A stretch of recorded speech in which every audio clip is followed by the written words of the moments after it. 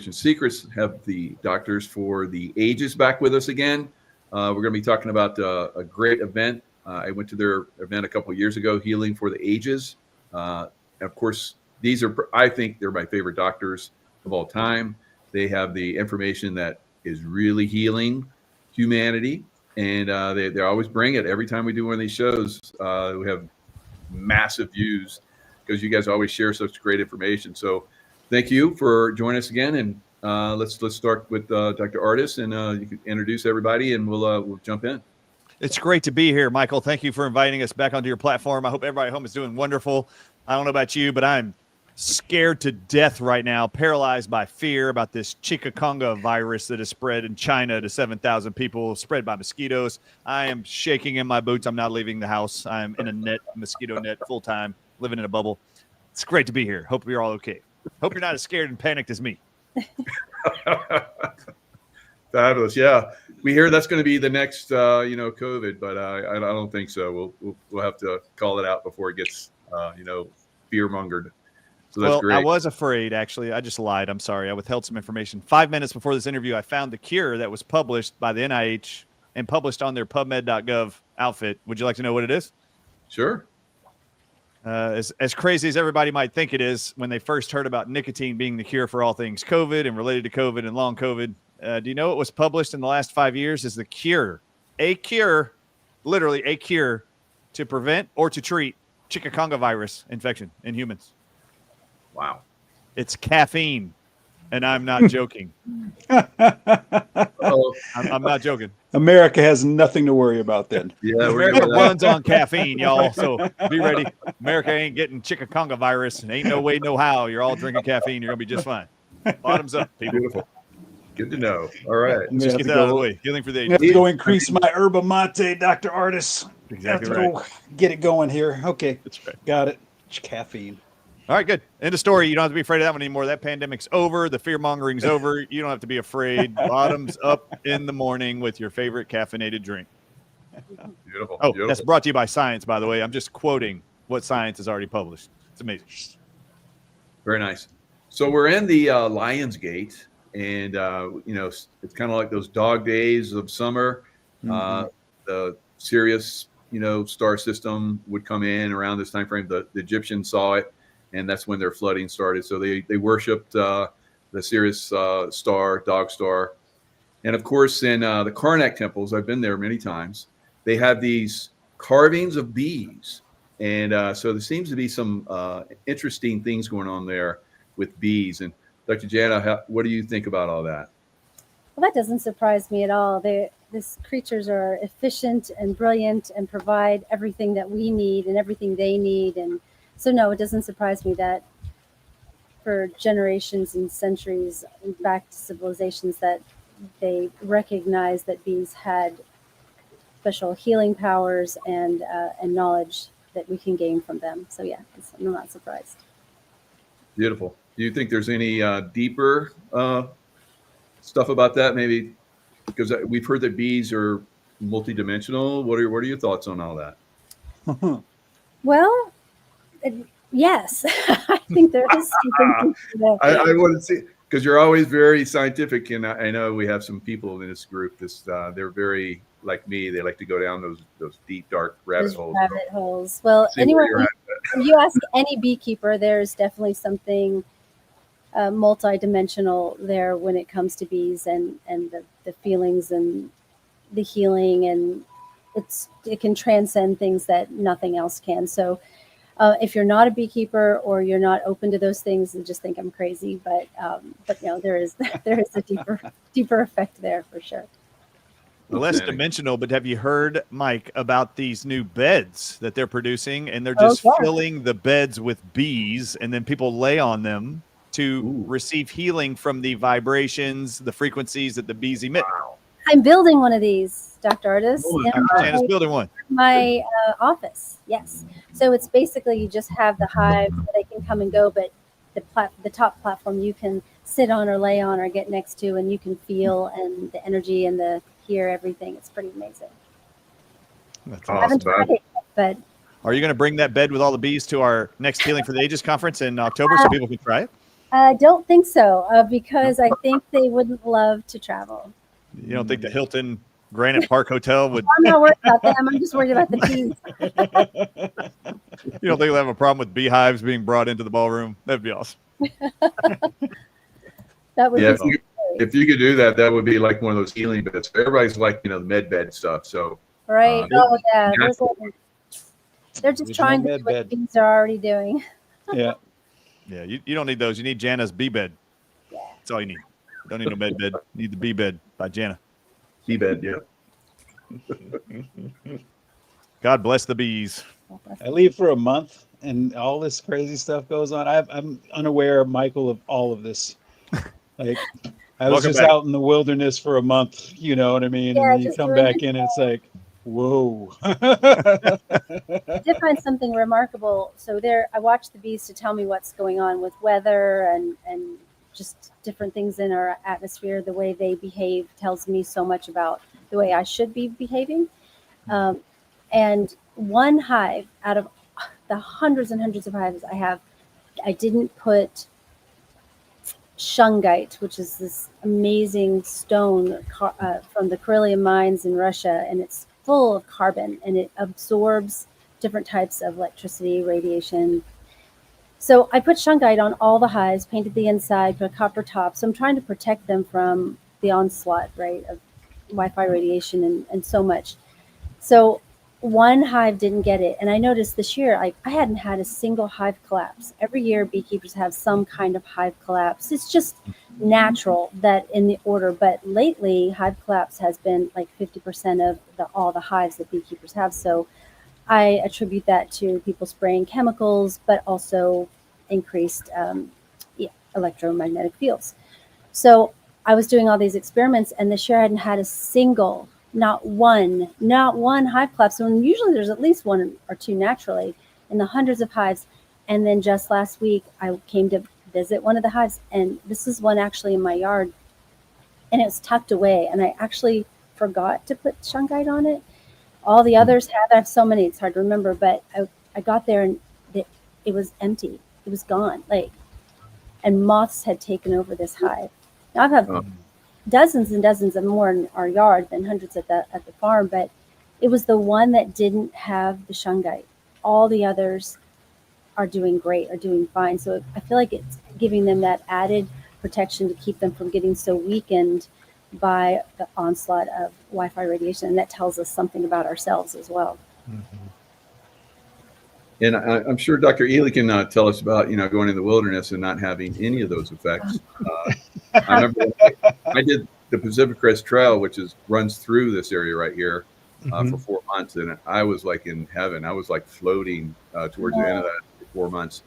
So, it would be nice to have that all the time. And I'm sure, the bee energy, helps you have that in your environment. So, Dr. Ely, I know you work a lot with that as well. You're like me. You're out there. So what are your thoughts on what are your thoughts on keeping ourselves healthy and stuff? I mean, we talked about toilet paper last time. That was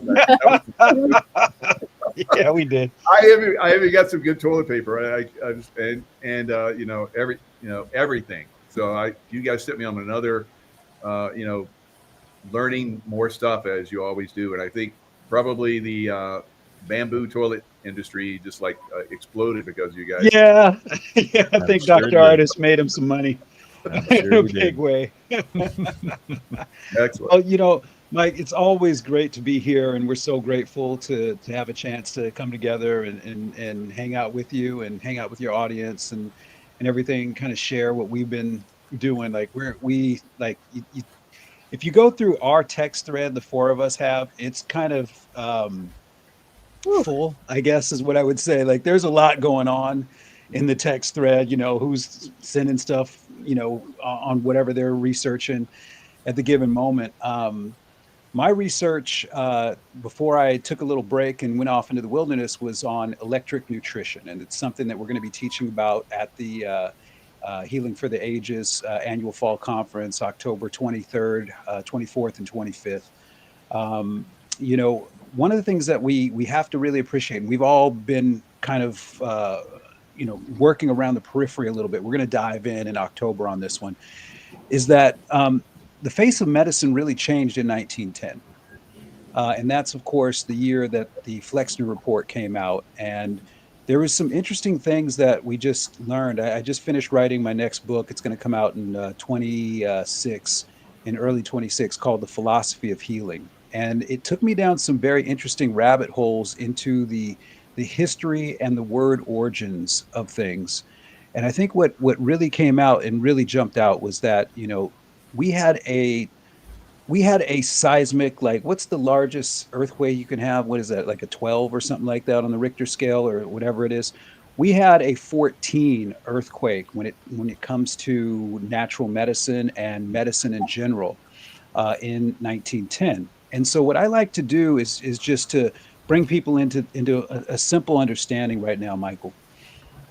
The first thing we have to agree on is that suffering is not medicine. I think we have to go and really rewind here, because suffering became medicine a little bit before 1910, but really it got etched in stone as what medicine would be in 1910, and it's preposterous. When you start thinking about suffering, you start thinking about, if you're talking about healing, suffering seems to be the opposite. How are you going to get to healing by suffering, right? So the first thing I like to get across is suffering isn't medicine. So where do we see suffering? The first place that we see suffering is in something that we've been all teaching about the last 3 years: is you got to stop being a patient. You got to start being a student, because patient means he who suffers and endures misfortune. So there's like this monumental, this seismic shift we have to make in the consciousness of people. And it starts with teaching people that you were not meant to suffer, and that suffering will not heal you. Right. So now we can do away with that nonsense. So where do we see suffering, Michael? This blew me away. I was up at like 2 a.m. texting everybody when I got this. I was like, I'm just pissed somebody off if they had their notifications on, but I had to get it out, right? So you look up, and of course, a lot of this comes from, unfortunately, Samuel Hahnemann, who we love, and his art, homeopathy, which we love and we've all used and utilized and everything. It's a brilliant healing modality. But homeopathy means similar suffering. Homeo and pathos. Pathos in Greek means suffering. So anywhere you see pathy or pathos, you're talking about suffering. So Hahnemann was talking about suffering.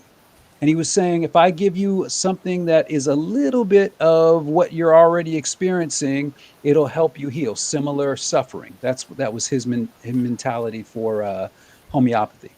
But he also is credited with defining what we call allopaths today. So if you have you heard that term, Michael, allopathic medicine, that actually comes from Samuel Hahnemann in the late 1700s. He needed to define what he did by comparing it against what was going on in the world. So he called them allopaths, which means different suffering.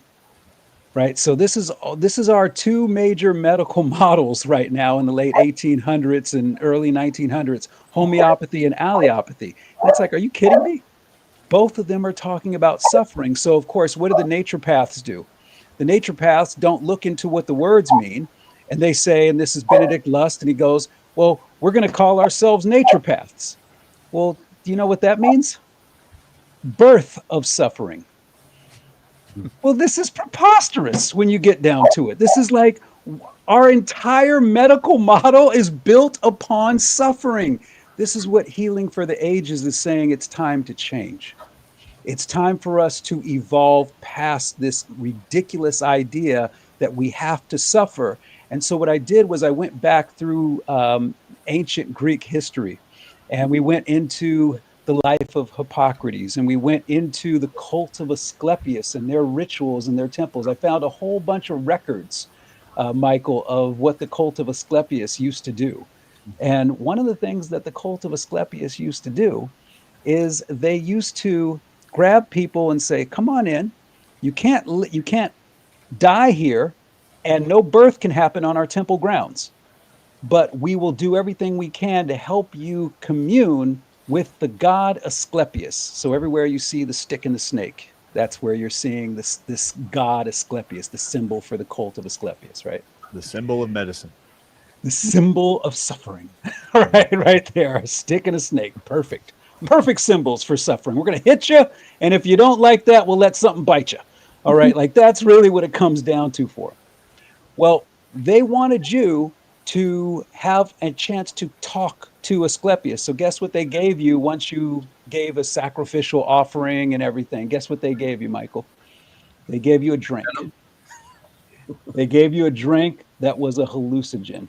Huh. And so you would drink that and you would go trip the life fantastique in your dream world. And of course, where you went to go sleep, they would bury you a little bit up to your head, right? Because they wanted you to cocoon and have a resurrection. And of course, what's slithering all around you all the while you're doing this? Snakes. Thanks. So does that sound like a good environment for you? Would you like that environment? Does that sound like a good healing environment for you, Michael? It doesn't No, for me. I don't like snakes at all. Yeah, I'd freak out. I'd be like, so Brian'd be fine, but Brian's fine everywhere. Sounds like an episode of Fear Factor with Joe Rogan back in the day. Oh, dude, that's what I was just thinking, man. When I was reading, I was like, Joe Rogan would love this shit. Yes, he Right? would.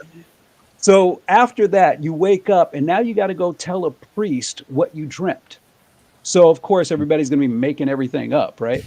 And then the priest gets to interpret what your dream meant and either send you out into the wilderness to go find a snake to show you an herb or to kick you off the grounds because you were going to die.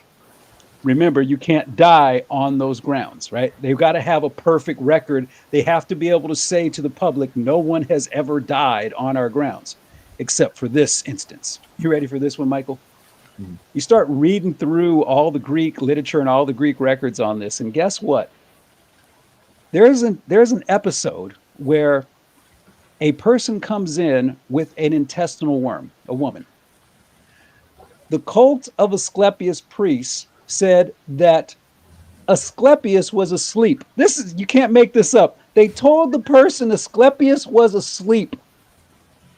And they said, don't worry about it. We got this. They gave her something to drink to hallucinate.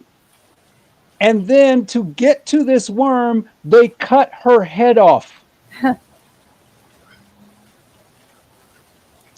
They then pull the worm out with their hands somehow. And this is the cult of Asclepius you're dealing with. They took her severed head and put it back on her shoulders and couldn't figure out why she didn't reanimate. This is the cult of Asclepius that we are dealing with still to this day. Go look at the Johns Hopkins University study from 2016 showing that at least 250,000 people die when the medicine is practiced correctly every year. Guess who wrote that study, Michael? Did you know this? Is it McCary? Am I saying that right? McCary, the FDA head? Am I saying his name right? McCary. McCary actually wrote that. That was his coming out piece to give him credibility amongst us plebs. Okay? That was the powers that be putting him out there. Why would Johns Hopkins University allow something like that to be published? You have to think about that, right? That's just to build a profile. That's how you build a social resume, so to speak. Okay? So we find all this stuff out. And what it comes down to is what Hippocrates was saying, first do no harm. You've heard that, Michael, right? This is something we all have sworn an oath to, all three of us on this screen, right? Well, that was actually a political statement by Hippocrates, who's a 17th generation Asclepian. Wow. That means that his grandfather and his father and all down the line, he comes from a huge lineage of people that practice harm. And Hippocrates said, no, that's not the way. We're going to stop. We're not going to do that anymore. And so Hippocrates comes out and Hippocrates says, first, do no harm. It's a ethos but it's also a definitive political statement against the cult of Asclepius. So now the cult of Asclepius does something brilliant, Michael, and this is what you have to understand about the cult of Asclepius because they are alive and well.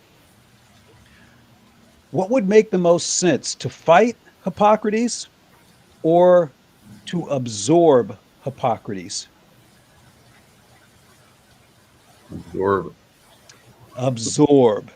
Because then you can say, we created an oath. See, we're practicing what Hippocrates is doing, but Wow. they never accepted his education. They never accepted his teaching on nutrition and food as medicine. You see?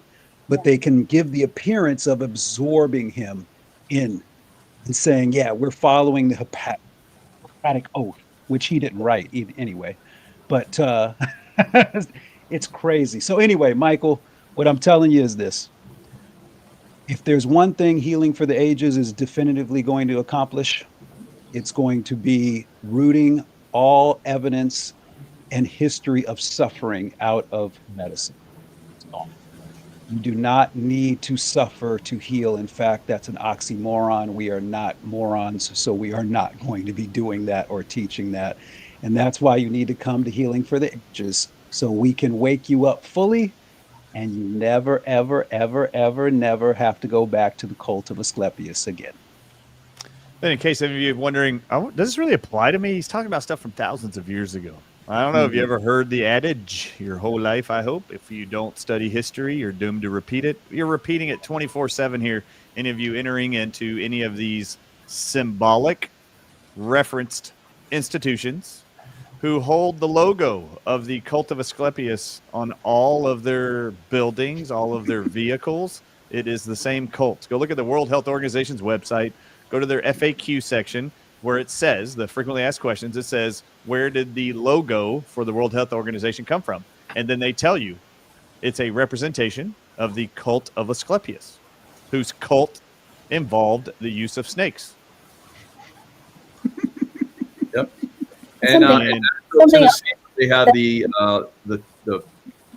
temple there. I call it Masonic temple, but they have the Parthenon, the temple. Oh yes. Mm-hmm. Yeah. Mhm. So they have Athena in there, and Mhm.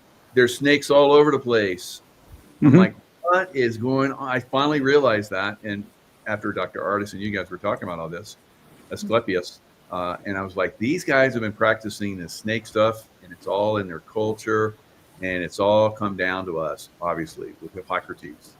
Something I thought was interesting with this cult is if it worked, it was their doing, and if it didn't work, it was the person name's fault, and they got paid either way. So that sounds very familiar, doesn't it? Sound very familiar as today's practiced in the same way that medicine's being practiced today, right? They get paid no matter what, even if they screw up. Yep. Good point. Yep. They I should still get paid. can't believe to this day, Michael, that people die in hospitals when they walk in there trying to have their life saved, and that institution can kill you under palliative care, hospice care, literally drug you to death in front of the loved ones of everybody there, and still bill your insurance for all of their failed attempts and intentional attempts to kill you for profit. What other service can you imagine in the whole world that you take a VCR, a Walkman, a TV, a computer, an iPhone, and you drop it off and it's still working to some degree, but you come back to pick it up and it's totally dead, totally destroyed, can never come back to life, and that company still charges you for their work? Nowhere does it exist except for in the cult of Asclepius inside of medicine. They are profiting every single day off of your poisoning, your suffering, and your eventual death. They will profit off of billing Medicare, billing your insurance, and then anything they don't cover, you will expect after the funeral or close to the funeral services, you will receive a massive bill the hospital expects you to pay for their failed attempts to save your loved one. It is the most ridiculous thing I've ever heard in my freaking life. I cannot believe they make billions of dollars every day charging you when they killed your loved one or failed at saving your loved one. How in the world? I mean, could you imagine ever dropping your car off, Michael, at a mechanic shop and then getting a phone call back saying, I know you drove it here, but you can't drive it away from here. It's gone, and here's the invoice. Our mechanics didn't know what they were doing, and the car won't start anymore. It doesn't run anymore. I'm really sorry, but here's the bill for all the work we did. Yeah, and you got to haul it away. So Yeah, now you go call the tow truck or get a coroner to come in here and haul off haul off the body that's no longer useful. I mean, could you imagine getting a bill in any instance in your entire life where something is made worse or ultimately fails or dies as a result of their health? Could you imagine that?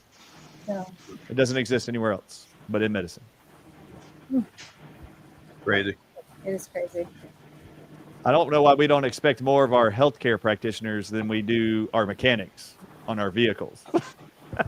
If your car was worse after you went to go pick it up, after dropping it off at a mechanic shop, would you pay the bill, or would you be like, I ain't paying none of this crap, dude. My car is worse than it was before. You would fight that. You would argue. You would want to call your insurance company and say, don't pay them. This car is worse than it was before. Help me find another place. I need a second opinion. I need a second person.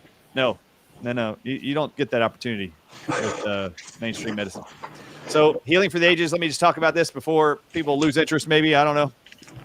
What am I going to be talking about when Healing for the Ages comes up? The whole theme for this year, for this entire group, me, Dr. Group, Dr. Ely, Dr. Schmidt. I just want y'all to know this entire theme this year has been making yourself healthy again. You see it right there in the middle of the screen. Why? Because we are not going to sit back and wait for the government or RFK Jr. to save us. I'm not even. Hey. I don't know how an attorney and the governments are going to save me anyway or improve my health when they don't have any health background anyway or any training. But that's who we're relying on, and I'm not waiting around. So versus a wearable device that all people in the next 4 years, RFK Jr. said will be wearing in America, regardless of age, you'll be wearing a medical trackable wearable device. Instead of that, why don't you come learn from us how to keep yourself healthy again? What I will be presenting over 2 days, I will have 2 presentations. The first presentation on Friday, October 24th, I'm going to walk everybody through who's in the audience or at home virtually. I'm going to walk you through the 8 most common blood tests that will be ordered and you will review with your medical doctor or life insurance company or health insurance company or your employer at some point in your life. I'm going to walk you through every single one of them and every marker on those tests as you log in now digitally to your portal to get access to your blood reports before your medical consultation. You now will have a reference guide that will walk you through every marker on a blood test, the most common 8 tests, metabolic tests, CBC, you name it. I'm going to walk you through what every one of those markers mean, if they're high and if they're low, in very simple layman's terms. On day 2, I'm going to walk you through what are the actual published natural antidotes to correct whatever you're seeing is flagged as out of normal range. I'm going to show you what the proven in medical research studies natural solutions to your blood test report is. Therefore, you don't have to wait for your medical doctor to show up for your report of findings and go through your consultation. No. You're going to get access in the portal with your password and login to look at your blood panel, and then you can take your Healing for the Ages blood test reference that I'm going to provide to you, and we as a team are going to print out for those in attendance and send to you digitally. For those who are watching virtually, you're going to be able to see what the actual proven natural solutions are to all of them that are published by Medicine and Science. That when medicine figured it out, that was the fix, they went and made a synthetic derivative of that natural compound and created a prescription drug they want you to have faith in through an FDA approval certification. That's what they want you to trust more than the natural compounds, which is where they isolated their synthetic compound from. So I'm going to show you what the natural antidotes to all of them are. One example, for example, if you see your LDL and total cholesterol are high on a blood result panel, you know when your consult comes, whatever date that is, soon after you get your blood report in your login portal digitally, you're going to actually look at that and you're going to see, oh, there's a red flag next to LDL and next to total cholesterol. And it gives a number and it says it's too high, or an H is next to the flag, meaning higher than normal. You can bank that your medical doctor at your consultation, as you wait, as you're looking at that flag number on your thing and you can't sleep all night with anxiety and panic, worried you're about to have heart disease and a stroke because of your high level of total cholesterol. While you wait, you can already bank your medical doctor is going to tell you you need to be on a statin drug for the rest of your life. That's what you're waiting here. Lipitor, Crestor, you name it. However, All of those who attend Healing for the Ages, put in JACO, JACO, as their discount at checkout. If you do this, you're going to get this reference, and you're going to see, for example, with elevated total cholesterol, if you see that flagged on our reference guide, you're going to see that Dr. Artis has listed there, for example, one nutrient found in a tree in India that has been compared to every statin drug in research studies all over the world and has outperformed all of them. And it's called Google Resin Extract. And you can buy this supplement anywhere around the world. You just don't know this information. I am going to give it to you. So even before your report of findings shows up, you're going to be like this. Hey, doc, appreciate the Lipitor recommendation that you're giving me now in our medical consult with telemedicine. Thank you, COVID. You got your telemedicine consultation. You're going to look at your medical doctor and go, oh, don't worry. I already went to Healing for the Ages. I've got the reference guide for how to read a blood panel test. I've already referenced it while waiting for you.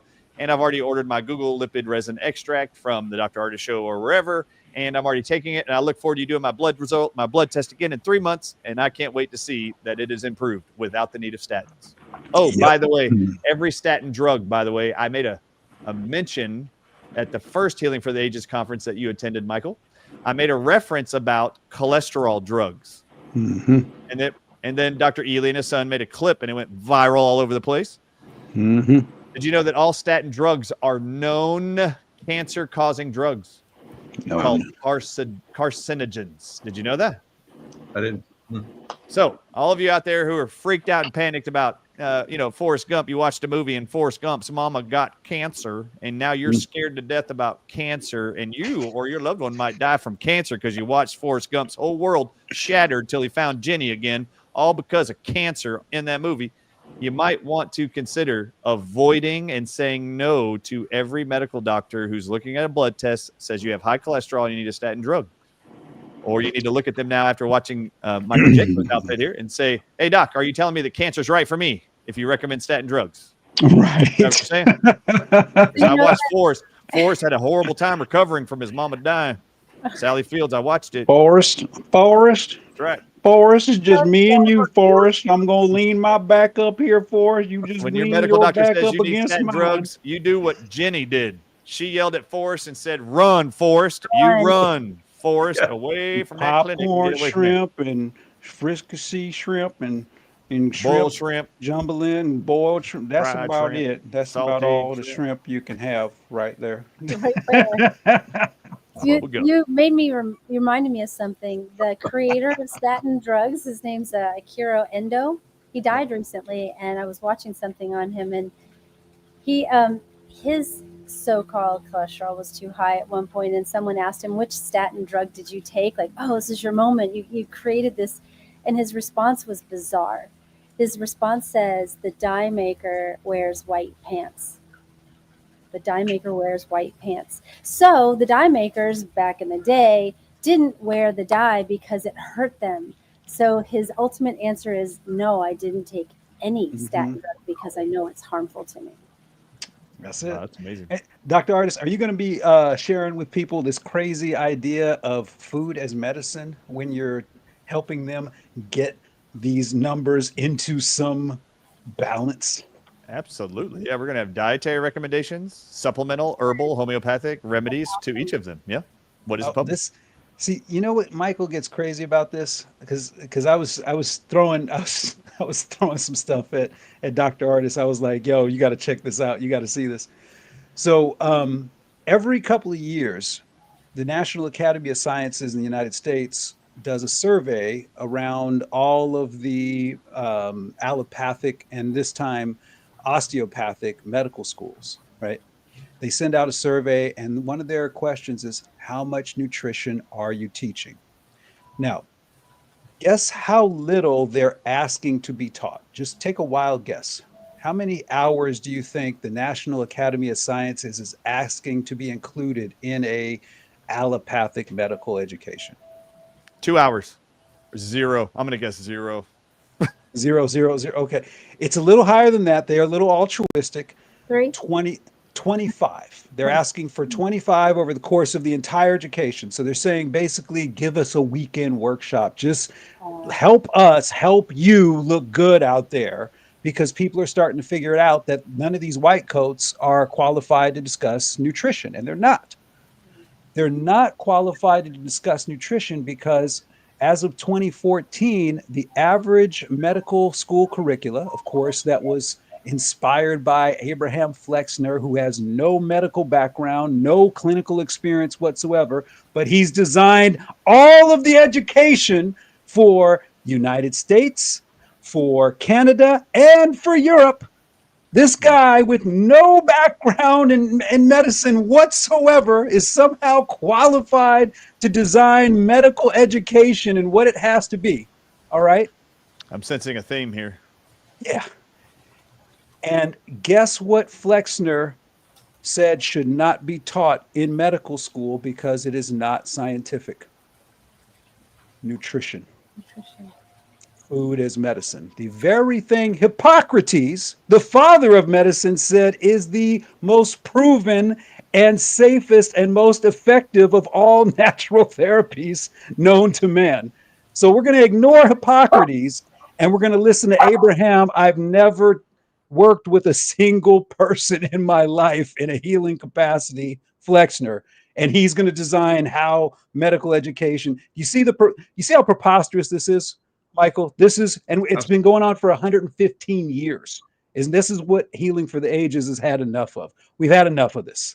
Okay, this is preposterous. No, we don't need to wait for our government or some endowment from the Carnegies or the Rockefellers to pull something else off. It was a hostile takeover of medicine. That's what it was in 1910. Now, when you go to the National Academy of Sciences, they're asking politely, very politely, please just teach these damn white coats 25 hours of nutrition so we can look good for the public. They're trying to set these boys up for success. And instead, what do they get back? First and foremost, the newest results just came back in December of last year. I just found them, and they were published for some reason in the British Medical Journal. And I was like, why are you published there? That's bananas. So you go and you read through it. And first and foremost, 15% of all schools responded, only 15%. 10 years ago, it was 89% of all schools responded. But now it's only 15% responding to the survey. So we're getting a very small sample size. And guess what they said, Michael?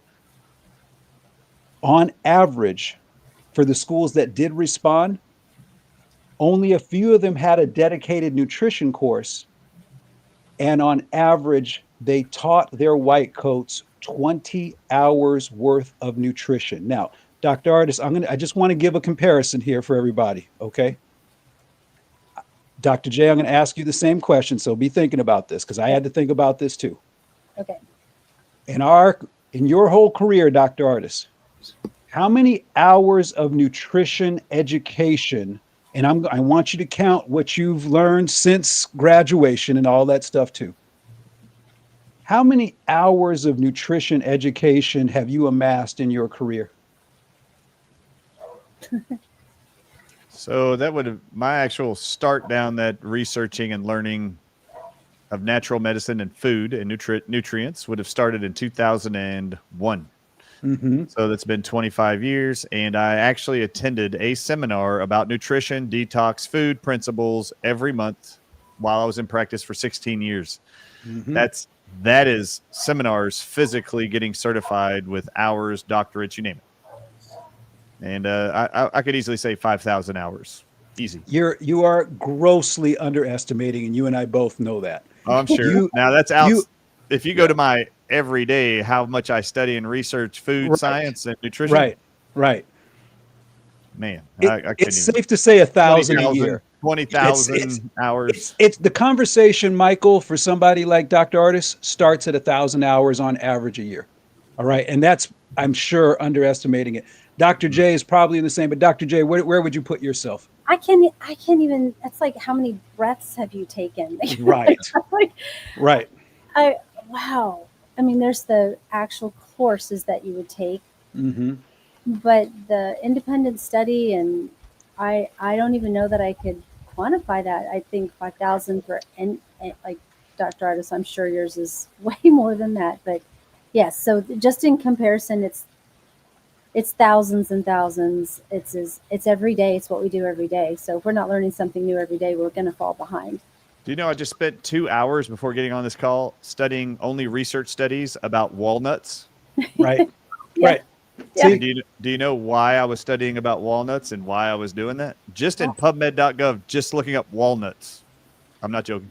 2 Why? hours reading through Why? research studies. Because I discovered that out of raspberries, strawberries, walnuts, and other plants, there is a specific compound called egalic acid. EA is what it's abbreviated to be. Mhm. And I was shocked to see that that walnuts have the highest amount of this acid naturally found in fruits and nuts. But walnuts have some of the highest amounts.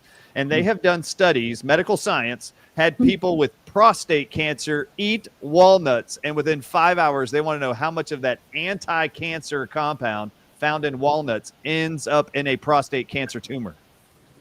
Within 5 hours, 90% of it's inside the tumor in the prostate. Wow. Yeah. And destroying and dissolving the cancer. That is how powerful Wow. walnuts and the compound found inside of it are. And as I'm diving into that research, you two and Michael, what I was shocked by is they've done research studies with this substance found in walnuts, for example, and other fruits. They'll take them from black raspberries, red raspberries, and their seeds. They will take it and they will give patients chemotherapy with that egalic acid, EA acid from these fruits, or they will give just chemo alone.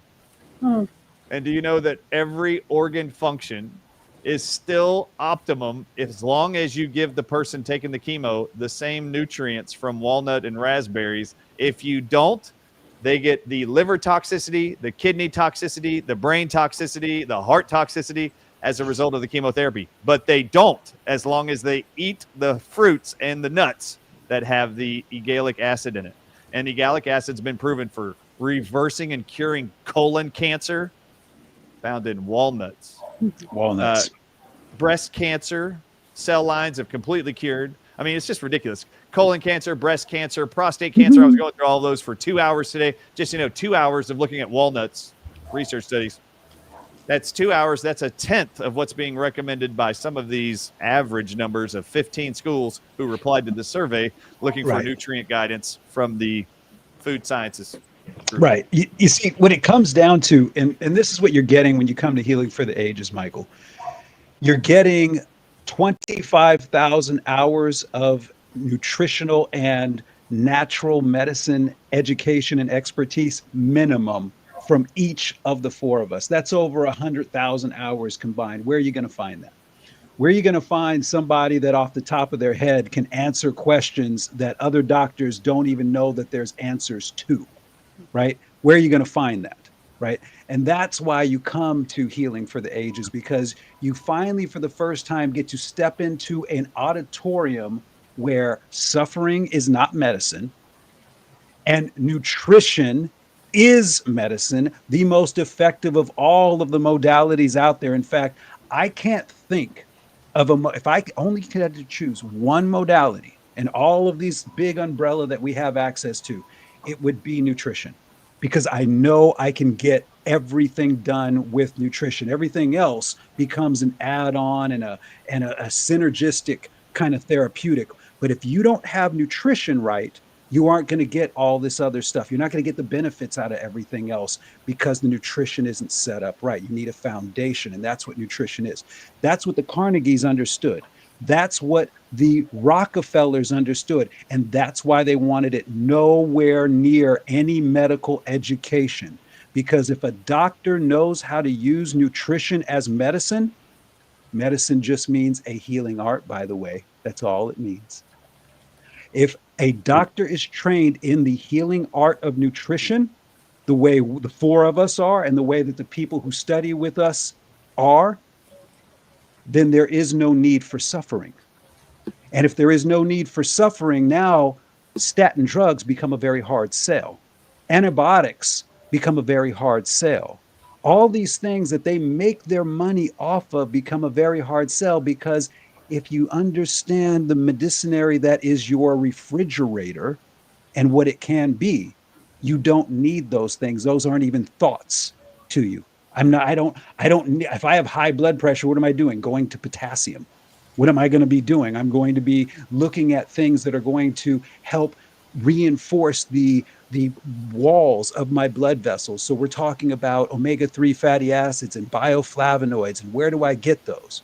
We're talking about bringing in the bee pollens. We're talking about stimulating the nervous system with the nicotines and the caffeines from what we heard a little bit earlier today. We're talking about how all of this wonderful thing that God put together works together when you simply understand how it's designed to work together. And that's what's so exciting about a conference like this. That's why we say, we first pulled this off. We were like, yeah, this could be pretty cool. Now we know this is the #1 health and healing conference in the world. We know this without a doubt. And this is the conference, this is the stage all these wonderful presenters want to be on. We're so privileged to have Dr. Tenpenny and Dr. Pollock and Farmer Joel and Leah Wilson and Justin Franson and Dr. Hazan. We're so fortunate to have them. And then that's not going to be the only people that are there. We're going to have a whole bunch of the homies hanging out. I'm sure if like Dr. Lee Merritt will be roaming around the facility and everything like that, right? It's just a good vibe zone. And it's to get this information that right now, outside of our schools, the Energetic Health Institute, Dr. Ed Group's Global Healing Institute, you really can't get this information anywhere else. But that's what Healing for the Ages is working to change, to transform, to evolve. That we are setting the standard. We have 4 incredible healers, 4 incredible natural docs who have said, you know what? We are going to establish what natural medicine is for the next 100 years. We are going to define it. We are going to create the curricula. We are going to teach you. We are going to show you. We are going to create opportunities for you to join us and experience it. Because once you feel it, the believing is self-evident. It just is, wow, I didn't think I could feel this good. Well, you can. All you have to do is understand how your body is designed to work and which foods and which habits and which lifestyles work with it. And that's where we come in. 25,000 hours each. I think we figured a couple things out here and there that we can share with the world. And that's what we're excited to do. Absolutely.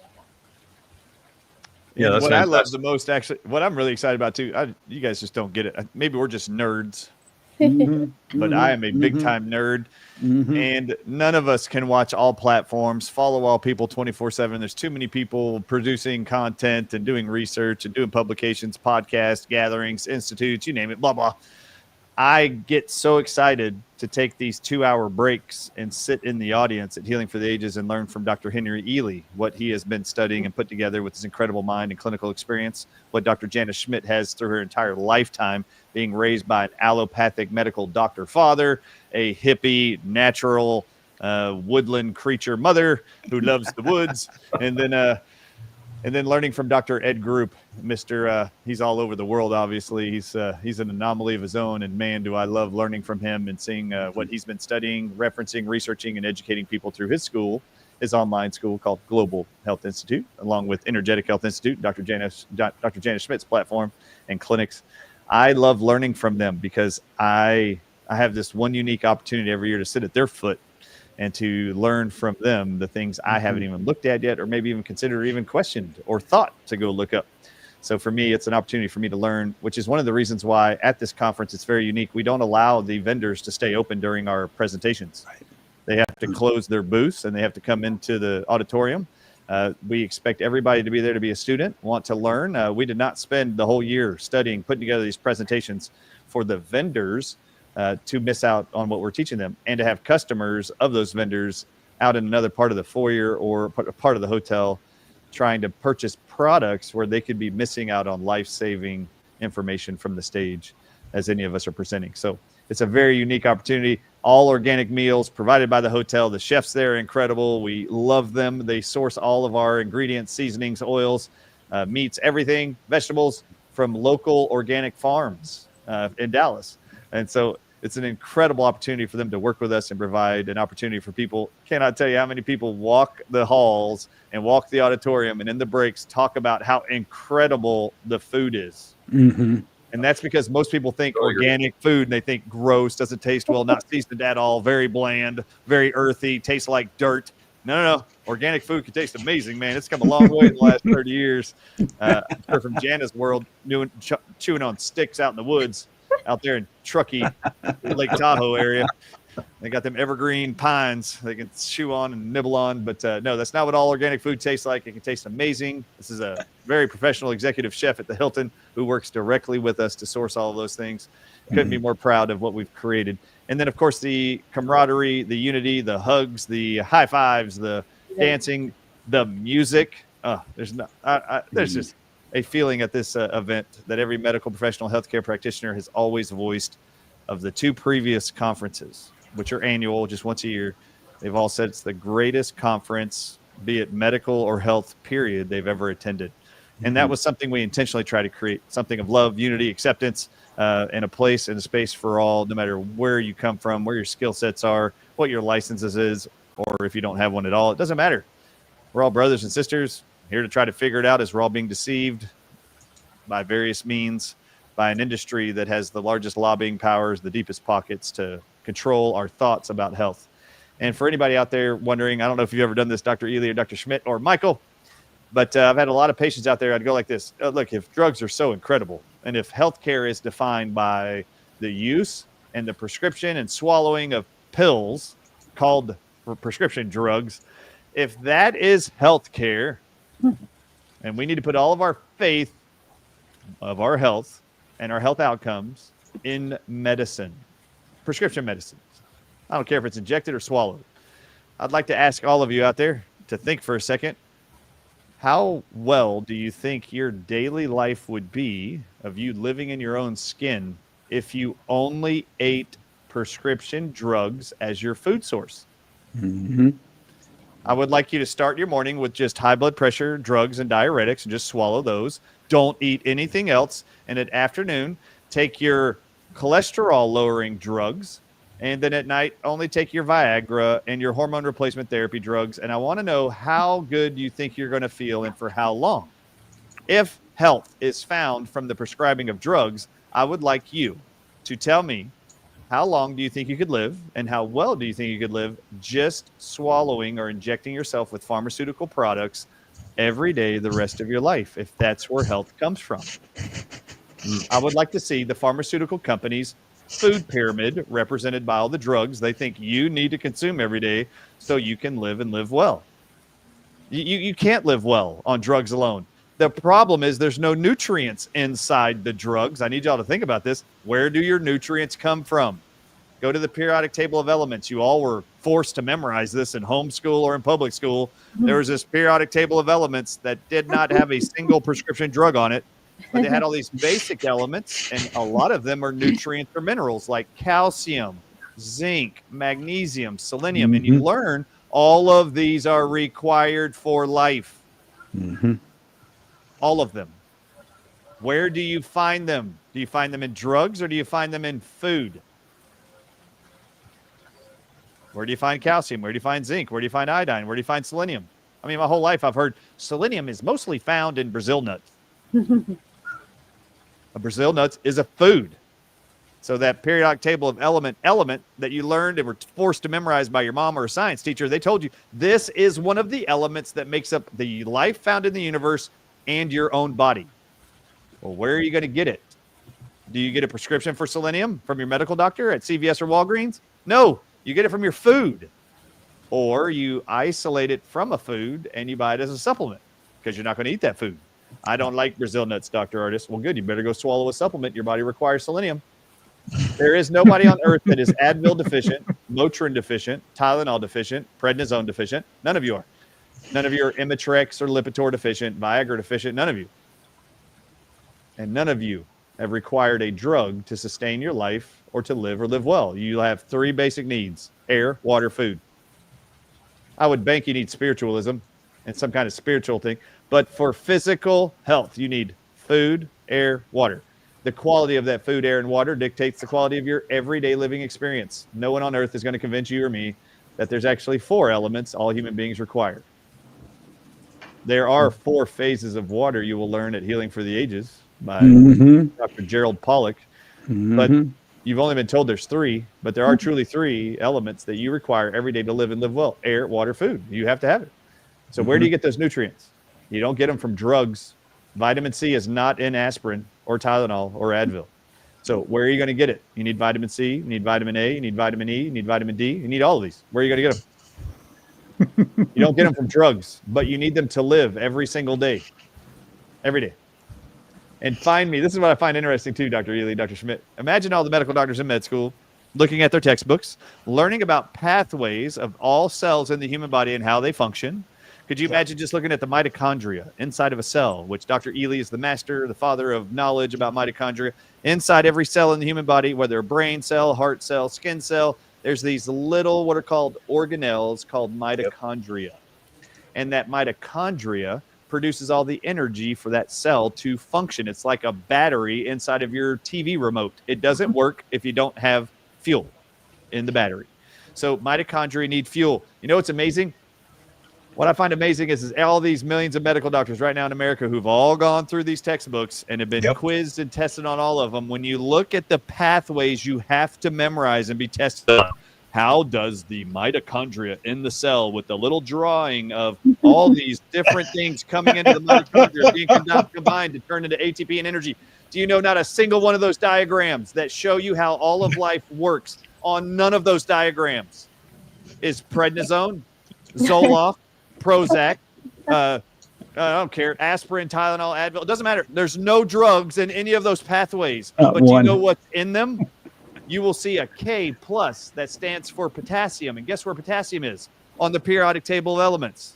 You will see calcium, Ca, 2+ signs. Oh my God. You'll see magnesium. You'll see copper, Cu. That's also found on the periodic table of elements. You will see that these basic elements that make up all of your human life, you are being forced to memorize all those answers. But when you leave school, don't you damn well ever recommend potassium, calcium, iodine, magnesium. Those supplements have side effects, and it's not scientific. Oh, come on, please, man. You just were forced to memorize everything that showed you how every nutrient is required. And where do they come from? They come from your food and your water.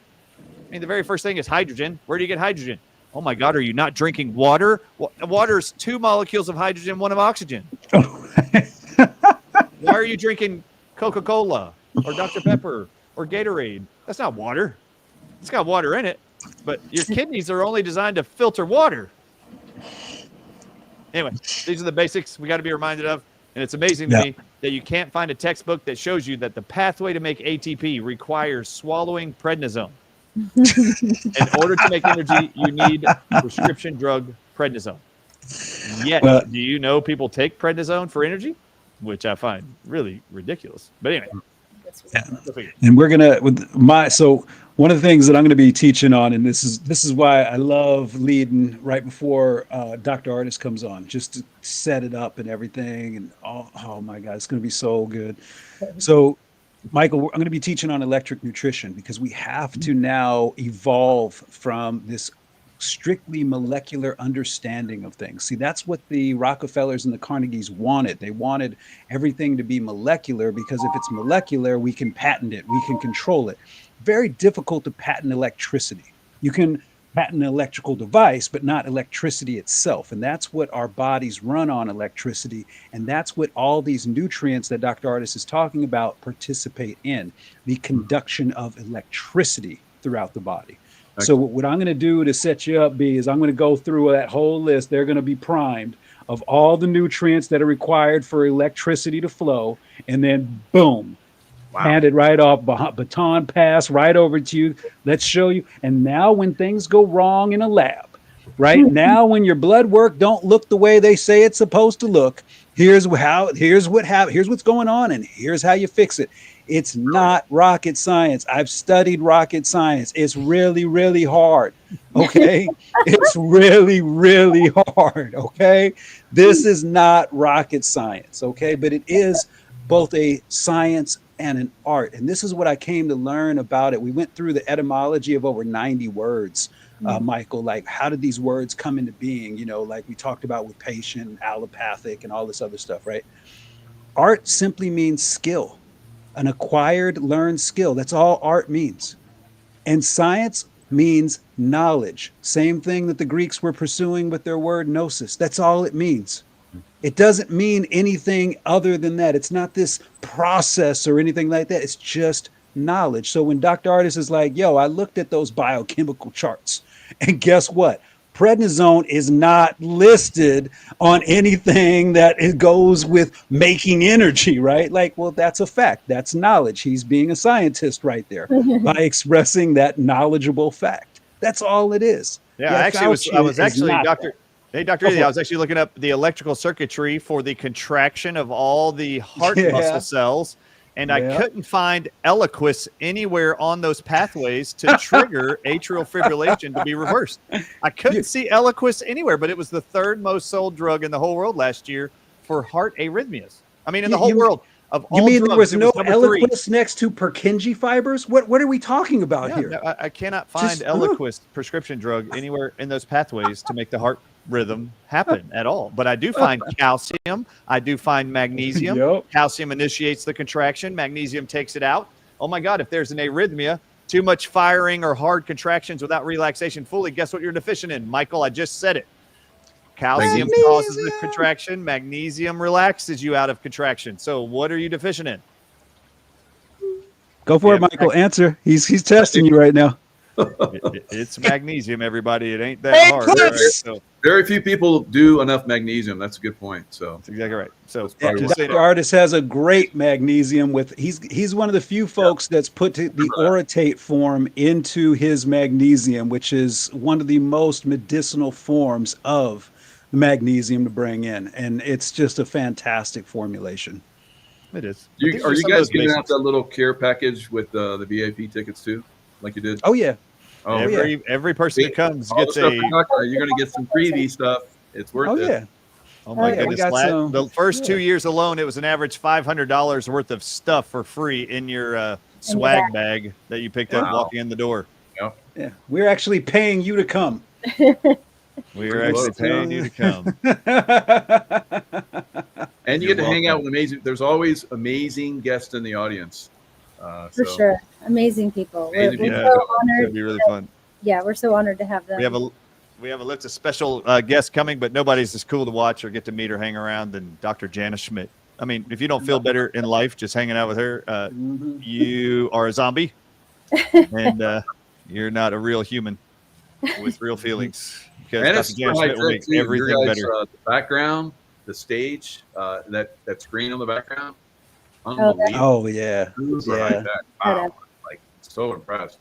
Yeah, we There love was the enough production information side. just on that, and then as you guys speak, it's just unbelievable. And then you do the round table. All the round tables are amazing. Yeah, those Q&A sessions have been pretty magical, across the board. You always get, it's funny how you get a bunch of us on stage and somebody will start with one question and then it'll morph It will- into something that had nothing to do with it, but then somehow, usually Dr. J figures out how to bring it right back to the original point. And it's like, oh, it does connect. Oh, that's pretty cool. And it usually goes back into a beehive somehow. Yeah, you know it. It buzzes around. kind of boy. like our conversations or when we're thinking about things or brainstorming. It's like we go all these Yeah. directions and then come back again. So you see that real time at the conference. Hey, what's up, Oh. Ed? Hey, welcome back. Welcome back. Man, who's that guy? Are you still an American citizen? He's trying to get his Or maybe you're not a citizen. Maybe you're just an American. Are you an American still? Is he upside down? Oh, so can you guys? Okay, sorry, I couldn't hear you guys. Yes, I am in America. I am in Chicago right now, going to Veggie Fest. All right, Veggie Fest. You said it was like Naperville or Yes. something like that? It's in Lisle, Chicago, but I'm at the airport right now. So, I mean, I got stuck on the tarmac for 30 minutes because they couldn't, the plane was at the gate. But I didn't want to miss the crew. Thank you so much, Michael, for having us on. I don't know what you guys were talking about the first hour, but hey, I'm here. I'm ready to go, listening in. Happy to be here. Good to see everybody's faces. It's the best day ever. Best day ever. It's great to see you, Dr. Always. Group. This is Dr. Group. He's the G of ages. Ages is an acronym, as you can see behind me. AG. He's the G right there. That's right there. G. Okay. All right. That's Dr. Group. All right, Group. Michael just got done asking us what is our favorite prescription drugs and why. It's now your turn. Is that We've already answered. Is that really a question? Yeah, which is your favorite and why? Yeah. That we already answered them all. All right, okay. My favorite prescription drug is zero prescription drugs. What brand is that? Is that Probably- by Pfizer?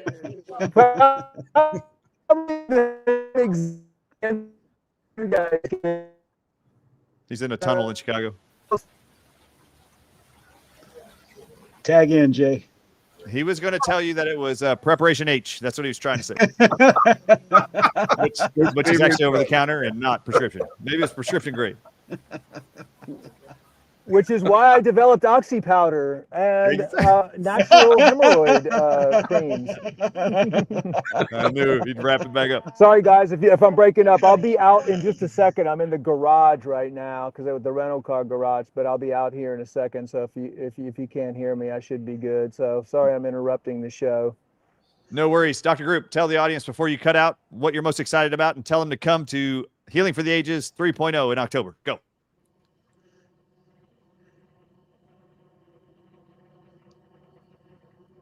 Well, what he wanted to say was he is so thrilled for you to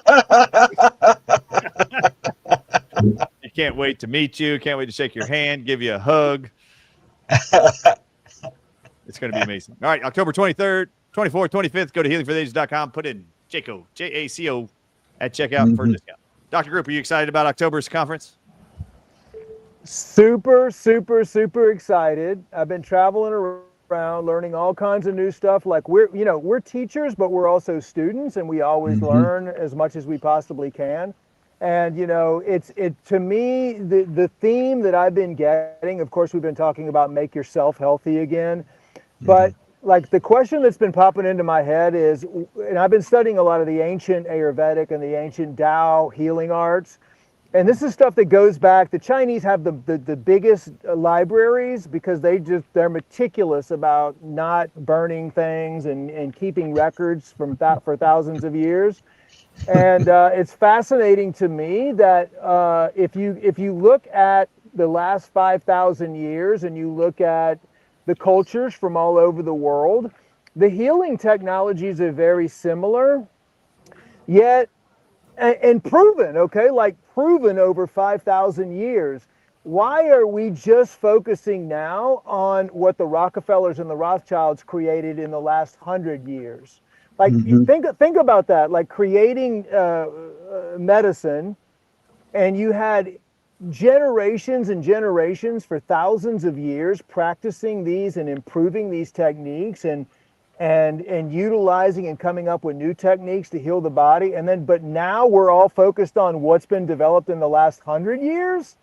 It's just ridiculous. It makes no sense. So I'm going to be putting together some just amazing things that I've been able to dig up, because the Healing for the Ages team is always about, like, we want to teach you what nobody else teaches you. We want to teach you the things that you cannot learn anywhere else. That's why we're digging so deep into ancient texts all the time and looking at ancient methods and simple and easy things like light and sound and using energy and vibration and stuff like that. So I'm going to be revealing never before revealed things, because I've been able to access and been given access since I was in Thailand, and I've been studying under these grand masters, these Taoist healing grand masters, that's never been revealed before.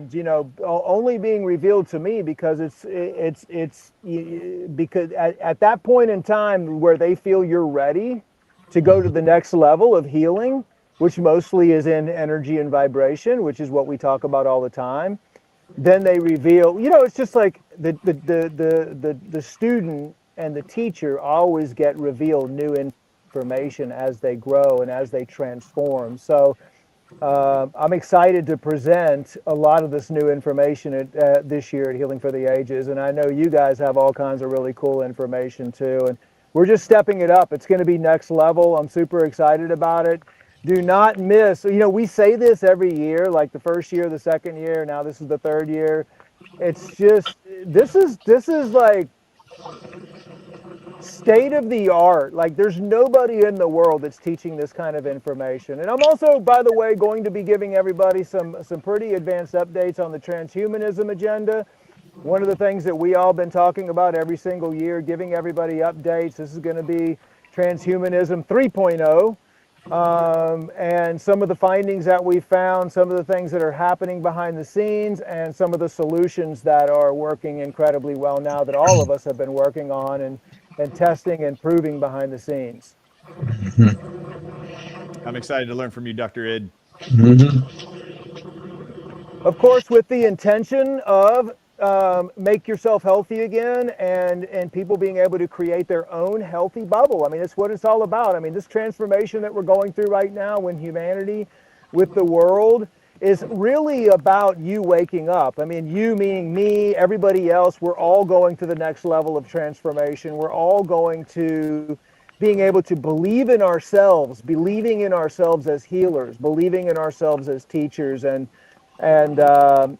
taking the time and effort to focus on our own transformation and creating our own healthy and happy bubble, not being so reliant on doctors or the government or anybody outside of yourself to create that healing, beautiful healing mission of joy and peace and love and what we all want in our lives, which is possible to do, and just having fun, you know, like having fun again. Heaven forbid. Hey, Dr. Jana, what are you most excited about for this upcoming conference? Oh What are my you hoping people will take away from it? The list is so long. I think the same as the years before is that everyone becomes more empowered and feels stronger about their decisions and how they can make themselves healthy, but also their families. So I've Yeah. worked a lot with mamas, and when a mother is confident in what they're doing, it transfers to the whole family. So I feel like I hope that they come away being more confident and less dependent on others to tell them what's good and what's not. Mhm. I'm going to do some very simple things, just knowing how to shop for food, like what those little stickers in the grocery store mean, like what do the numbers mean. Like we're just going to dive into some of those things that you see them, but you may not really realize that they could lead you to either more nutritious or some harmful chemicals. And and then the second day, I am diving in. This is the most requested thing I have that people teach me, other than herbs and bees, is how to find out yourself if something is good or bad for you in the moment. And I love teaching children this, and this is applied kinesiology or muscle response testing, but it's going to blow some minds. If you know what it is, it's incredible. You'll be strengthened. If you don't know what it is, strap buckle in, because it's pretty awesome. It's mind blowing to know this is such a simple tool that if you know how to use it properly, it can take the guesswork out of everything. You can always tell if something is good for you or not. In that very much in a split second, is this good for me or not? Is this what my child needs or not? Is this you can? It's very, very detailed in what you can receive, but it's very simple in how you do it. One of the keys to this, however, is to be cleansed. You need a clear pineal gland, so we're going to talk about how to do that. You need to know how to get these toxins out of your body so it's not clouding your judgment. So those are the types of things I'm going to teach, and I'm super excited to teach them.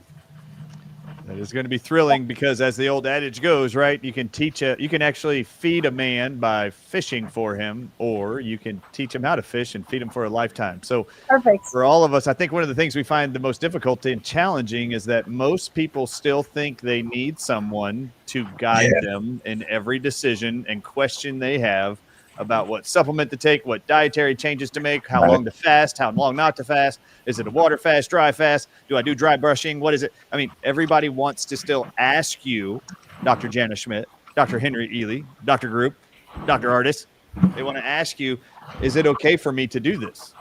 As if they don't have the ability on their own confidently. So the tool you're talking about, Dr. Jana Schmidt, is something I have used and taught my own wife, my own kids, You're how so to good at it. use and do. this form of muscle testing or applied kinesiology, as it has been referenced for decades.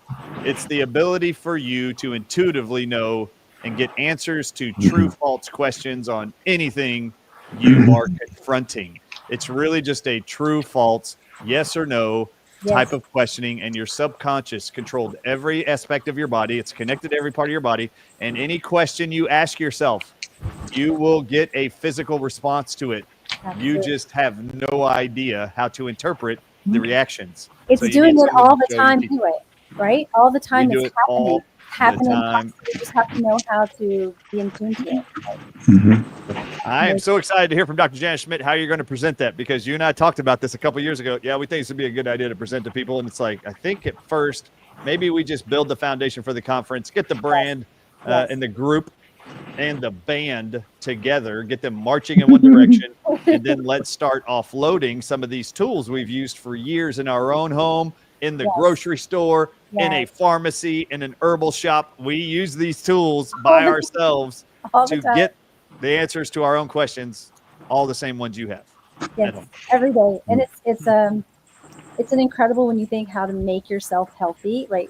Being able to know every time if something is good or bad for you. That's huge. Or should I take this supplement, or how much of this supplement? It's a huge game changer in being confident. And the more you do it, the better it gets. And it's going to be great. So I'm excited to share that with people. And I've shared it in classes before, and it's wild to see people just doing it all over and practicing. So the more you practice, the better you get. Yeah, so to introduce tools, references, guides, techniques to be able to analyze for yourself and get answers to questions you have without having to wait for the next annual Healing for the Ages Conference Q&A roundtable events to ask your question. You will know the answer to your own questions if you'll just listen and learn from all the docs here at Healing for the Ages.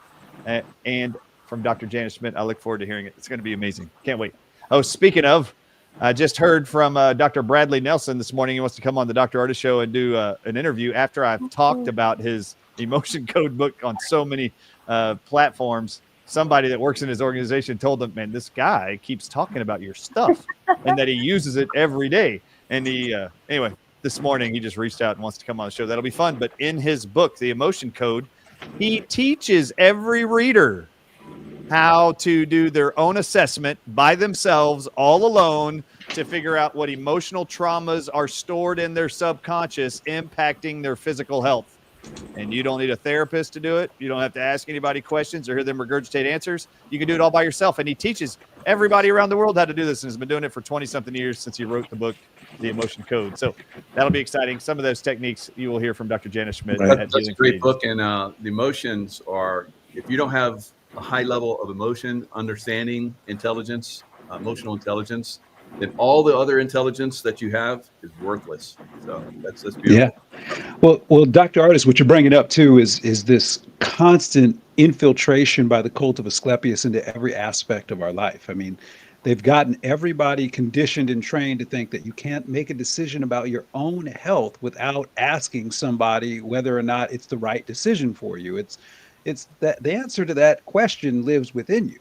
And that's what Healing for the Ages does, is helps reorient you back inward to say, look, the answer's in there. You're asking me, and I appreciate that. I appreciate the respect and the love and all that other stuff that goes along with it. But here, if I'm really being a good teacher, I'm going to grab you and I'm going to point you back inward on yourself.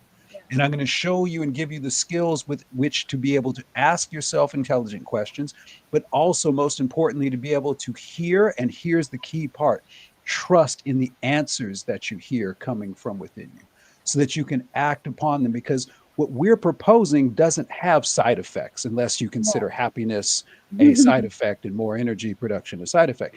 So we're not worried about you potentially going off a little bit. We've all four of us explored deeply, and without guides in many cases, just like, hey, I have a question. I'm going to go in this direction and we're going to see where it's going to wind up. But it's such a wonderful gift to give yourself that journey into healing and into health and what it is. Because, Michael, one of the things that blew me away when I started writing the book, The Philosophy of Healing, is that I realized we need to have a very solid definition of what healing actually means.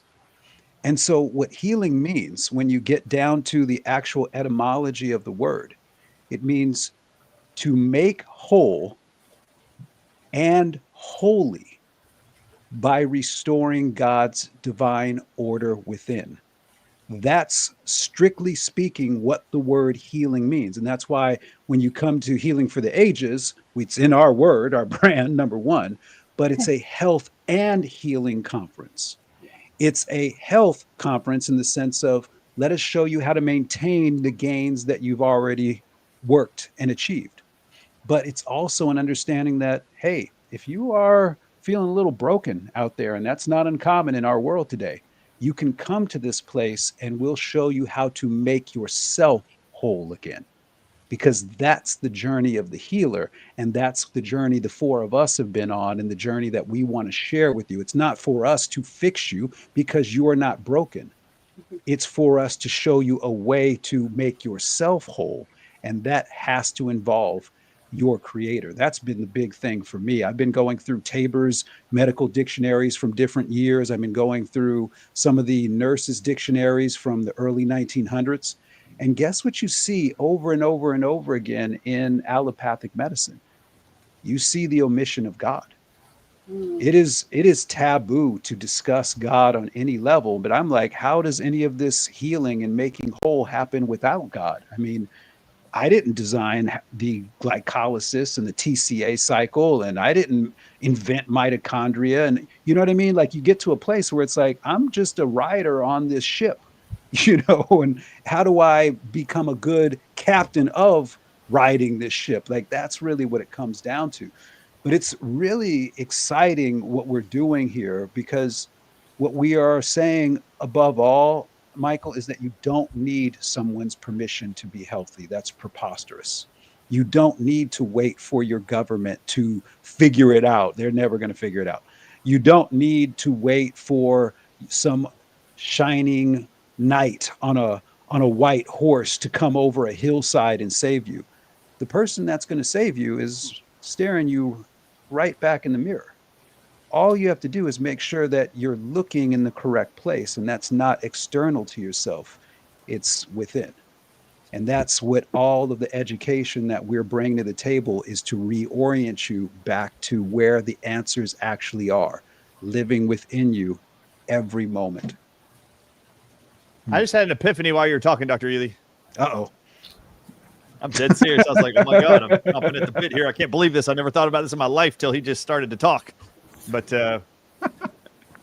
I'm serious. I've often wondered, why does everybody I meet think they have to ask me personally a question about a supplement, a medicine, a procedure, a dietary recommendation? Why do they think they have to ask me everything about their life before they make that decision? And it just hit me out of nowhere. I've never even had this thought. I cannot believe I haven't had this thought already. When it comes to health, everybody in America primarily have been tuned in to watching television, listening to the radio for the majority of the place where they are going to hear recommendations related to health. Yep. Now, for every commercial break for our entire life, you're going to hear a drug commercial, but in every drug commercial, it'll have a different name, it'll have different side effects, different actors, different music, but they always say the same damn phrase in every commercial. And what is the question? Ask your doctor if this drug is right for you. It's right for you. Ask your doctor. Ask your doctor. Ask your doctor. Ask your doctor. Ask your doctor. Ask your doctor. How many times have you heard that in your life? Probably 5 million times you've heard that. And it just hit me. Holy crap. We've been programmed to not trust ourselves at all, to only think to ask your doctor, regardless of who that doctor is, chiropractor, acupuncturist, herbalist, Dr. Janice Schmidt's hippie mother. It doesn't matter. If you saw them or see them as a doctor, you are to ask the doctor. All right. I think we need to have a tagline for Healing for the Ages. You do not have to ask the doctor a damn question. You don't have to ask them anything. You don't have to ask a doctor nothing. We've all been brainwashed that if we have a question about health, even a drug or a commercial, they actually tell you what to do. Ask your doctor if Ozempic Gila Monster Venom is right for you. Yeah, that's amazing. Operation Mockingbird. Alive and well, everybody. Oh my goodness. All right, Dr. Ed Group, I'm very interested. Dr. Ely just talked about we don't need man, we don't need their permission to learn anything. You just need God and the omission of God, removal of God from all medical text. It's been very obvious for the last 100-something years. You just spent several weeks with Tibetan monks. Is that right? Did I get that wrong? Well, I wouldn't say like Tibetan monks. These are like Taoist, Good, Taoist. Love it. healing grandmasters. And some of the technology, I mean, it was so advanced, and it's in simplicity. Basically, it's like a lot of grounding work, and that's where qigong comes from. Being able to ground your energy to the earth, bring the energy up into your body, and some of these techniques you can use cultivating energy in your dantian. You can cultivate energy multiple different ways. And then really some of the very interesting stuff that I was learning was they have systems where you can heal any single disease in 15 days, and there's processes to do that. So but those processes are not talked about. It very, very, very suppressed. And the reason why is because it has to do with the cultivation of the male and the female together. It has to do with the masculine and the feminine energies. Montauk Chia wrote books around. There's grandmasters that wrote books about it. Michael Wynn actually wrote multiple books for Montauk Chia. And this is about what the conspiracy behind how sex was created 100 years ago, and how it was done. If you look back in the ancient healing days, they used what they would call sacred lovemaking, and that was the definition of that was to create the frequency and the vibration of love, because the frequency and the vibration of love can resonate throughout all of your cells through sound and light. And when you do that, it increases the energy and the vibration of the cells, and you can use that energy and vibration to heal the body, and you can do it very rapidly. It's very, very interesting for me to study this and learn about all this stuff, because you realize that what they did, what the cabal and the dark forces have done in the last 100 years, is they've taken ancient healing methods of merging the masculine and the feminine energy together, and these techniques to be able to create the frequency of love, and they've completely done the opposite. They've created porn, they've created like the word sex, they've created this way that is a very negative and a very violent and very traumatic way. And that was actually designed to alter and suppress.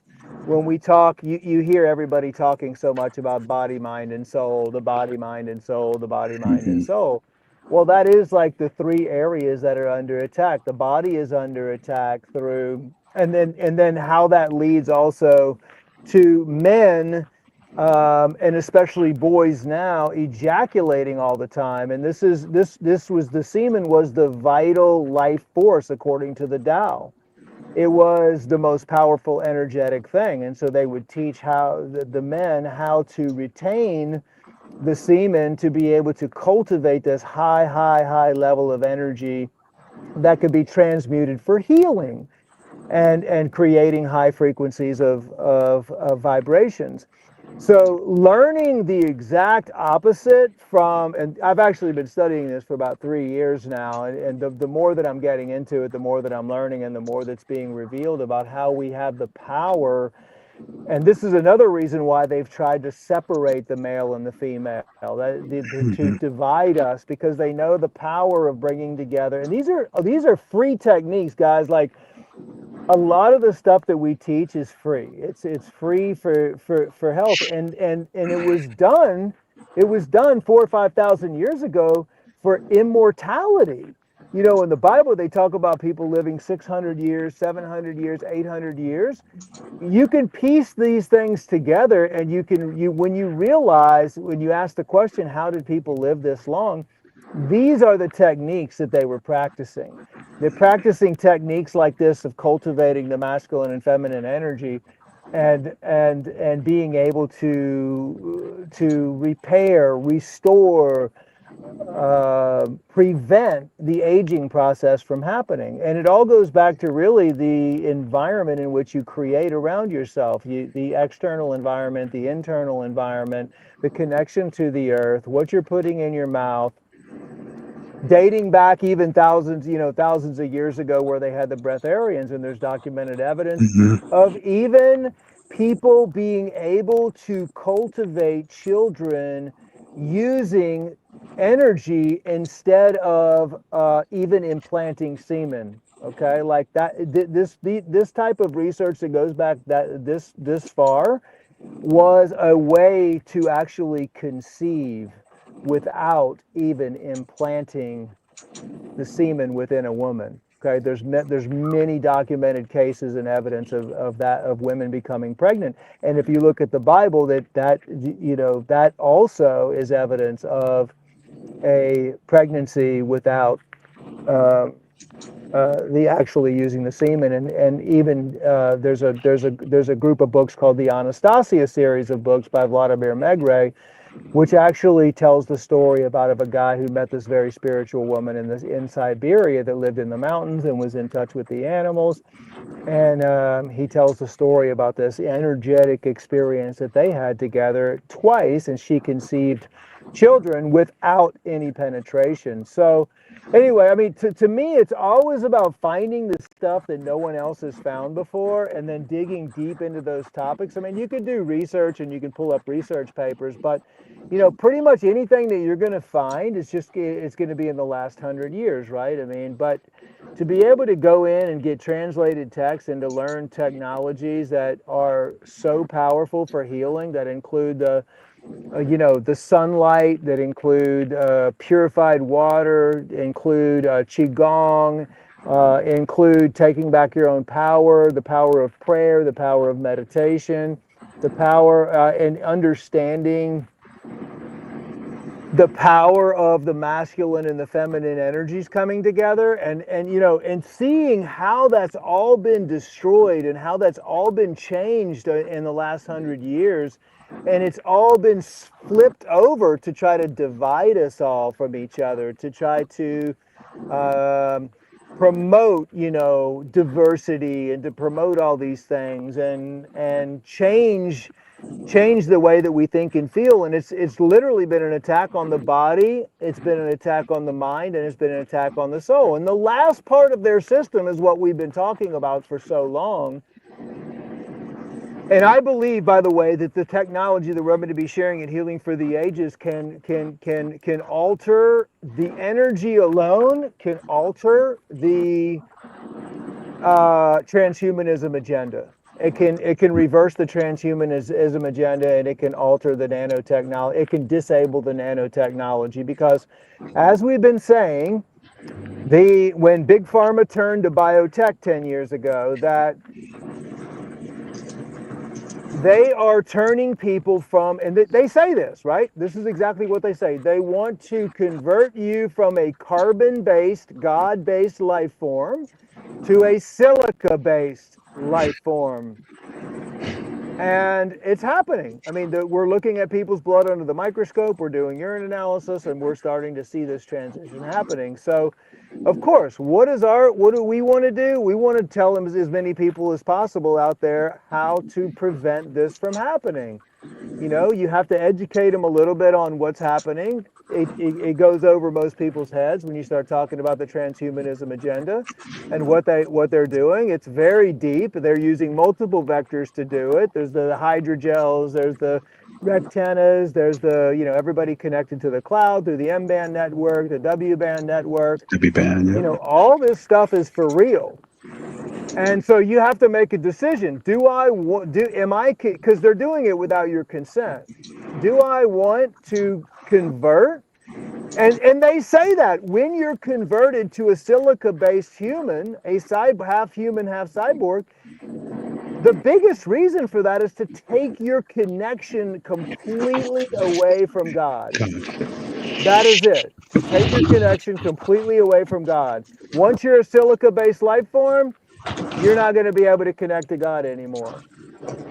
Because God designed you as a carbon-based form. And so the good news is, because of you, Michael, and because of everybody else out there, people are now starting to realize, and they're starting to pay attention, and they're starting to listen, and they're starting to detox. They're starting to change their life. They're starting to create their own bubble of health and happiness. And that's they're starting to, they've gone back. There's the lack of censorship out there, which is a great thing. So more and more people can learn. And it's not that hard to do, but you just have to understand how to do it, how to avoid the frequencies, how to avoid, how to clean up, how to protect yourself from EMFs, all the stuff that we're teaching, the benefits of water, clean water, the benefits of urine, which I teach, the benefits of many different things that are actually free for you, the benefits of sunlight as well. And then, of course, all of the research that Dr. Jan has done, the power of bee pollen, the power of the anti-venoms with the foreign protein cleanse. I mean, the more that we're looking into this, and even dating back into the ancient days, they still talk about venoms. It's like when Dr. Artis started talking about venoms, and the more that you go back into history, you realize that they've been using venom technology even in Atlantean, Lemurian, Sumerian times. I mean, this is like, it's all snakes. And the use of venoms goes back as far as I've been able to research. And in my belief, and I think everybody's belief here, is we could probably say with very specific accuracy that every single plague from the beginning of time, and every single disease, whether it's Lyme disease, whether it's herpes, whether it's smallpox, whether it's measles, whether it's whatever, is and was created by man through genetic engineering. That's not a crazy statement, Dr. Group, because guess when does the cult of Asclepius overtake the cult of Apollo that preceded them? It was during the plague of Athens. They took the opportunity that Apollo was not taking care of everyone, so Apollo had failed, and we have a new god for you. His name is Asclepius, and we will take over all the cult of Apollo temples, and we'll turn them into cult of Asclepius temples, and we will be able to do away with this. It's not an accident that during this time, what was Hippocrates doing? He was actually practicing science, and he was dressing wounds and using colloidal silver and things like that to heal the human body and to minimize the infection rate and things of that nature, common sense hygiene, right? But of course, the cult of Asclepius had to take credit for all of that the great doctors were doing and say, you know what? We're the ones that did it. It was because we prayed to the right God, Asclepius. Drink some more of this hallucinogen and go lay down by that snake over there. You'll be fine. Trust us. This is bananas, man. Like, this is the stuff that actually is going on in the world. Like, all we're trying to do, like, you have to, Michael, at some point, everybody in your audience, they just need to ask themselves a very simple question. What's the best symbol for health and healing? Is it a stick and a snake? It's a venomous, deadly snake. Obviously. That every natural organism on Earth runs from the moment they see them. When they have any conscious awareness at all, they just run from poisonous, deadly creatures. It should be the serpent, obviously. Oh, my Lord. An apple a day keeps who away? Well, don't put an apple up there, Dr. Artis. That'll keep them away. Then all that stuff they're saying on every commercial just gets null and void, right? Yeah. Ask your doctor if an apple is right for you every day. Yes, it is. Yeah. Hey, do you want to know what the next question is going to be, though? They have conditioned you to think this way. I'm not joking. Okay, go for it. The next question is going to be from everybody out there listening right now. Yeah, but which Dr. Janice Schmidt, Dr. Group, Dr. Ely, Dr. Artis, I need to send you an email. Will you please respond? Which type of apple am I supposed to eat? Is it Granny Smith? Is it Pink Lady? What is it? What is Organic. the right apple? Yeah, that'd be is it organic? Yes. Then the answer is yes. Eat that apple. Just eat You know the what I fucking mean? apple. Not the one with a peel. Right. No, yeah, no appeal, and because now we have another layer we have to teach you about, Layer. right? Because Bill, when is everybody? Michael, can you help me with this? When is everybody going to figure out what Bill Gates actually is? What's taking everyone so long? Like this dude is clearly a evil supervillain, right? Yeah. Like, I mean, this is the most obvious thing. This is one of those after the world is blown up, people look back and they go, "Oh yeah, how did we miss that?" Yeah, how did you miss that? He's slapping you in the face with it every chance he gets. He was just, Dr. Artist, please, can you let's talk. Let's talk about this. What was Well, that thing you Putin saw wants in to People extradite magazine? him and put him in prison. So somebody's got it. Somebody's got it figured out. Well, I mean, when you got a guy who's going on Jimmy Fallon laughing that humans are not going to be needed for most things and saying it just as matter of factly as he could say it, not saying, "Hey humans, we got something better planned for you." He's not even trying to sell it to the humans that are laughing. He's telling you to your face, we don't need you anymore. The only reason we put up with you is because you were in the slave class and we needed you to move big stones from point A to point B.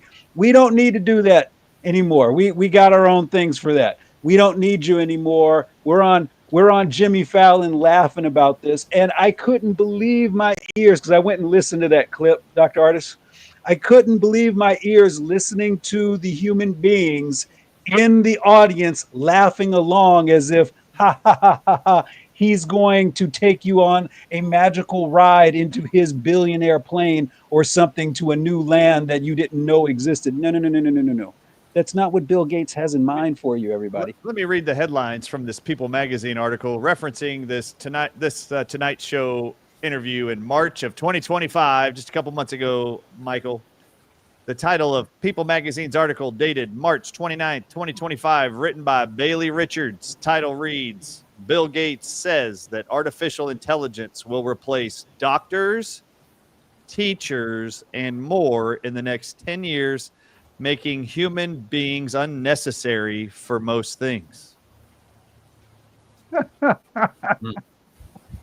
Then I was just sent this week another article about Bill Gates, who has just given $8 million to Canada Health to fast track an aerosolized vaccine from airplanes by a company called Aerovax, where they can spray in the air the vaccine particles from a crop duster over general populations. And he said in the article, the reason for spraying vaccines in the air over general populations is to get around the vaccine hesitancy, which they put the blame on being the fear of needles. No, that's not why people aren't getting vaccines, moron.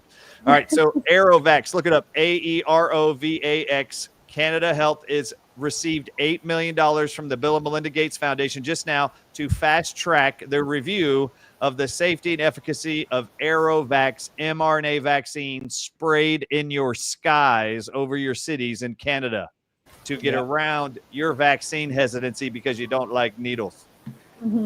And Michael, you heard that RFK Jr. pulled the plug on about $500 million worth of mRNA, right? And so we could all go do cartwheels, right?